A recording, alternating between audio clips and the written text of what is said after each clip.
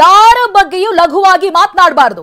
BJP ಸಂಸದ doctor CN Manjunath ಕೊಟ್ಟಿರುವಂತಹ ಹೇಳಿಕೆ, ಸಭ್ಯತೆ ಸಂಸ್ಕೃತಿ ಇಟ್ಕೊಳ್ಬೇಕು ಅಂತ ಸಂಸದರು ಹೇಳಿದ್ದಾರೆ. ದೂರು ಬಂದ ಮೇಲೆ ತನಿಖೆ ಮಾಡಲೇಬೇಕು, ಕಾಲವೇ ಉತ್ತರಿಸುತ್ತೆ ಅನ್ನೋದಾಗಿ ಸಂಸದ ಮಂಜುನಾಥ್ ಹೇಳಿದ್ದಾರೆ. ತಪ್ಪು ಮಾಡಿದ್ರೆ ರಾಜೀನಾಮೆ ಕೊಡ್ತೀವಿ ಅಂತ ಹೇಳಿದ್ದಾರೆ.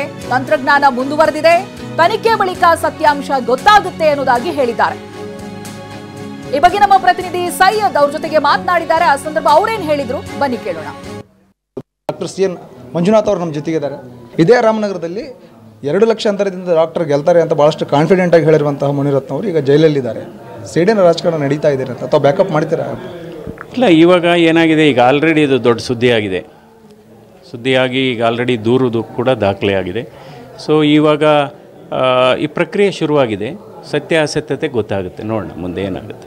ಅಲ್ಲ, ಈ ಪ್ರಕ್ರಿಯೆಗಳ ಬಗ್ಗೆ ತಾವು ಯಾವ ರೀತಿ ನೀವು ನಿಲ್ತೀರಿ ಅಂತ, ಅವ್ರ ಬೆಂಬಲಕ್ಕೆ ನಿಲ್ತೀರಾ ಅಥವಾ ಅವ್ರ ವಿರೋಧ ವ್ಯಕ್ತಪಡಿಸ್ತೀರಾ ಅವ್ರು ಆಡಿರೋ ಮಾತುಗಳನ್ನು? ಅಲ್ಲಲ್ಲ, ಇವಾಗ ಅವರೇ ಹೇಳಿದ್ದಾರೆ, ನಾನು ಈ ಹೇಳಿರೋದು ನಾನೇ ಸತ್ಯ ಆಗಿದ್ರೆ ನಾನು ರಾಜೀನಾಮೆನೇ ಕೊಡ್ತೀನಿ ಅಂತ ಒಂದು ಸ್ಟೇಟ್ಮೆಂಟ್ ಕೊಟ್ಟಿದ್ದಾರೆ. ನೋಡೋಣ ಇದೇನಾಗುತ್ತೆ ಅಂತ, ಈ ತಂತ್ರಜ್ಞಾನ ಯುಗದಲ್ಲಿ ಏನಾಗಿದೆ ಅಂತ. ಬಟ್ ಯಾರೂ ಕೂಡ ಬಹಳ ಮುಖ್ಯವಾದದ್ದು, ಯಾರನ್ನೂ ಕೂಡ ಲಘುವಾಗಿ ಮಾತಾಡಬಾರ್ದು. ಪ್ರತಿಯೊಂದು ಸಮುದಾಯವನ್ನು ನಾವು ಗೌರವಿಸಬೇಕು. ಒಬ್ಬರನ್ನು ಕೂಡ ನಾವು ಬಹಳ ಗೌರವದಿಂದ ಮಾತಾಡಬೇಕು, ಗೌರವಿಸಬೇಕು, ನಿಂದನೆಗಳಾಗಬಾರ್ದು.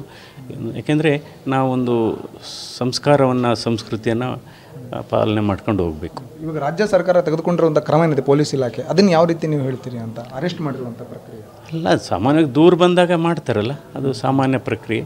ಈಗ ಇನ್ವೆಸ್ಟಿಗೇಷನ್ ಮಾಡ್ತಾರೆ, ಅದರಲ್ಲಿ ಏನು ನಿಜನ ಸುಳ್ಳ ಏನು ಅದೆಲ್ಲ ಗೊತ್ತಾಗುತ್ತಲ್ಲ.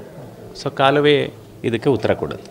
ಇದಿಷ್ಟು ಸಂಸದರಾಗಿರುವಂಥ ಸಿಎನ್ ಮಂಜುನಾಥ್ ಅವರ ಮಾತು. ಕ್ಯಾಮ್ರಾ ಪರ್ಸನ್ ಸಂದೀಪ್ ಜೊತೆ ಸೈಯದ್ ನಿಜಾಮುದ್ದೀನ್, TV9 ರಾಮನಗರ.